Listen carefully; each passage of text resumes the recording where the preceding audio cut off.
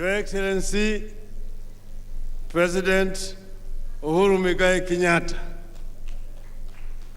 ndugu yangu Mheshimiwa Kalonzo Musyoka, viongozi wote ambao wamefika hapa siku ya leo, wananchi wa Kenya, hamjambo. Hamjambo tena. Leo hata mimi ninakosa maneno ya kusema. One of those occasions when you really feel you lack words to express your gratitude.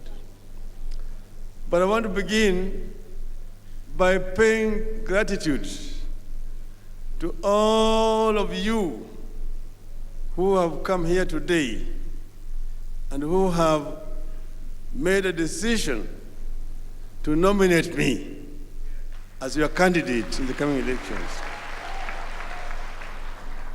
I want to say that I accept the nomination by Azimio la Umoja to vie for the President of the Republic of Kenya in the August 2022 elections.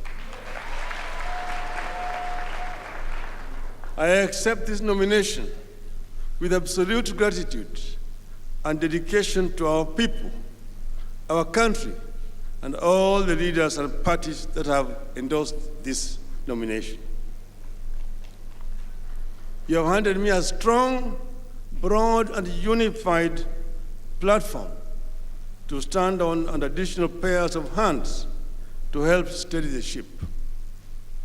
Azimio is a broad national democratic movement which puts premium on national unity, inclusive development, and transparent and accountable use of public resources. We'll use it to continue the struggle to eradicate poverty, ignorance, and disease that our nationalists initiated at independence, but still remains a work in progress. The nomination comes with a responsibility to lead Azimio to resounding victory in August and put our country firmly on the path of greatness and prosperity. I will deliver with your continued support. This journey has been one of the most unlikely in the history of our country. Nobody ever imagined that one day the parties and individuals that fought on opposite sides in 2013 and 2017 would unite. We got here because of the March 2018 handshake between His Excellency President Uhuru Kenyatta and myself. I take this opportunity to thank my friend and my brother, His Excellency President Uhuru Kenyatta, for this most unlikely journey that we started 4 years ago and which has changed the history and politics of this country. I want to thank our supporters for standing with us as we negotiated strong ties from within and without to steer the country in this transformative direction. Mr. President, a few years ago, a newspaper commentator wrote, and I quote, "Often, when historians set about figuring where a nation took one course rather than another, they are most interested in who said what to whom at a meeting far from the public eye, whose true significance may have been missed even by those who took part in it," unquote.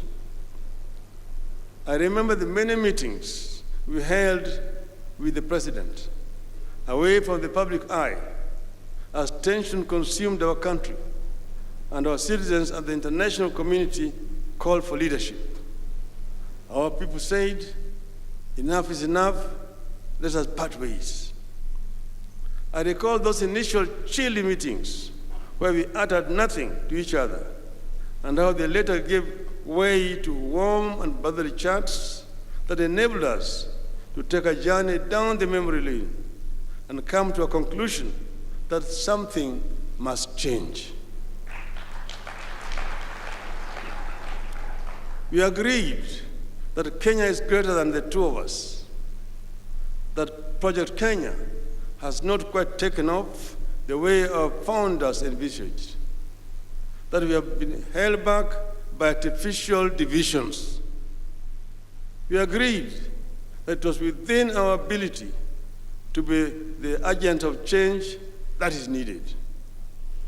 These agreements are taking shape. They're the foundation of the diversity of our people coming together through Azimio la Umoja. At no time in recent history has so many parties agreed to come together in pursuit of a united country. Azimio is a family founded on conscious consent. Everyone feel at home. The pledges I make here today with this ticket are pledges I intend to keep.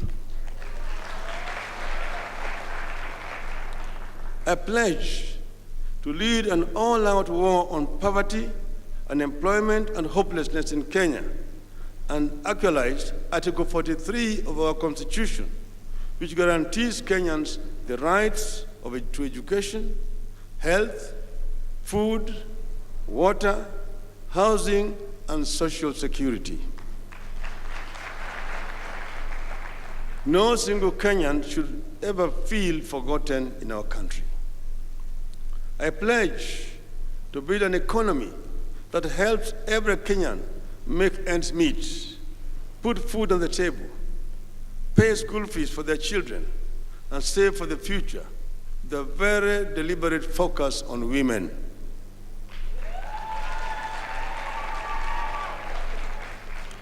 I will strive to eradicate this feeling among majority of Kenyans that however hard they work, nothing seems to change in their lives. I pledge to create a standalone ministry for youth affairs and mainstream appointment of the youth in the Azimio government, in addition to tax holiday for the youth enterprises and tax incentives to organizations that employ the youth. I pledge to take technology to farmlands across Kenya and revolutionize agriculture, help farmers produce more and benefit from the sweat of their labor through farm subsidies.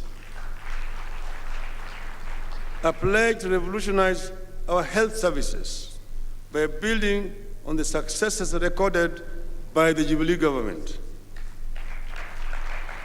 More hospitals and well-paid and motivated health workers, health insurance, and focus on preventive health.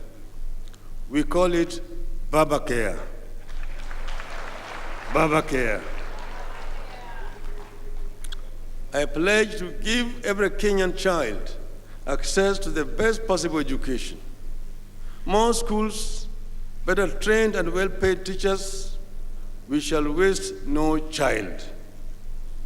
I pledge to raise financial allocation to counties from the current at least 15% to at least 35% of the national budget.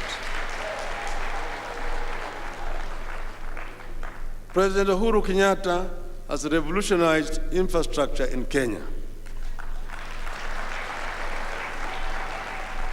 I pledge to use the platform of infrastructure to revolutionize industrialization.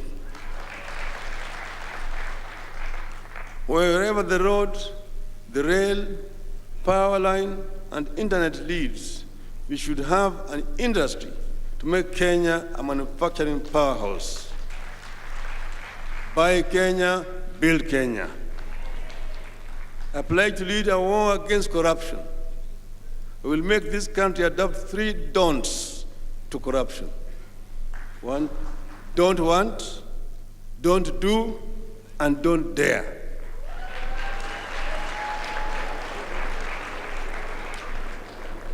A pledge to create a civil service defined by discipline, hard work, high morale, efficiency, and high ethical standards, devoid of nepotism, tribalism, and favoritism.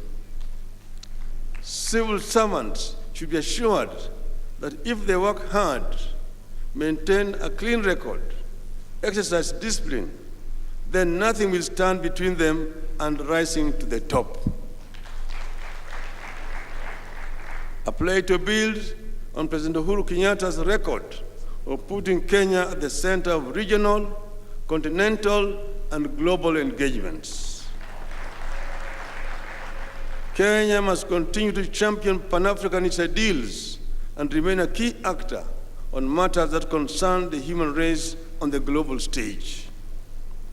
A pledge to tackle our public debt, negotiate repayment periods that are not stressful, invest in projects that give good returns, and borrow at a favorable interest rate when we have to. I pledge to build on the unity of this coalition and eliminate mistrust, unfair competition, and negative ethnicity among our people, the type of the country we have had during the struggle for independence. Under my watch, Kenyans will regard each other as brothers, sisters, and friends, not rivals and competitors. I need your support. I need your help. I will not fail you.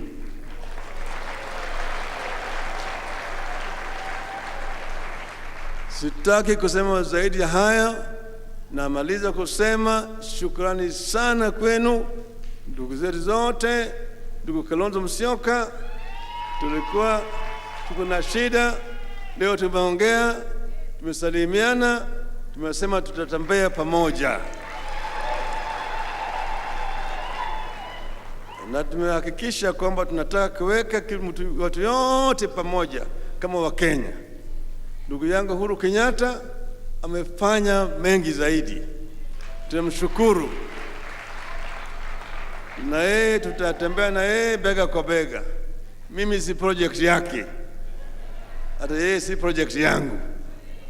Tuko pamoja, tunatembea sambamba. Na Kalonzo vile namna hiyo, hata Gideon, Charity, tuko hapa na Lee, Yanjui yuko hapa, Mugisa Kitui yuko hapa, Oparanya yuko pale, tuko hapo na watu wetu wote hapa, Munya yuko mpande ile, na basi yuko hapo, Lonyangapuo 001. Tuko hapa na wengi sana, na tutakuwa pamoja, tutatembea pamoja kama azimio la umoja ya kuenea wa Kenya na kuweka Kenya pamoja. Asanteni sana, Mungu awabariki.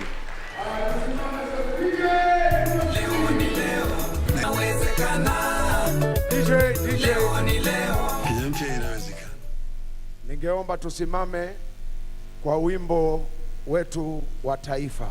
Ningeomba tutoe kofia isiyo rasmi. Tusimame kwa wimbo wetu wa taifa ili wageni wetu wa heshima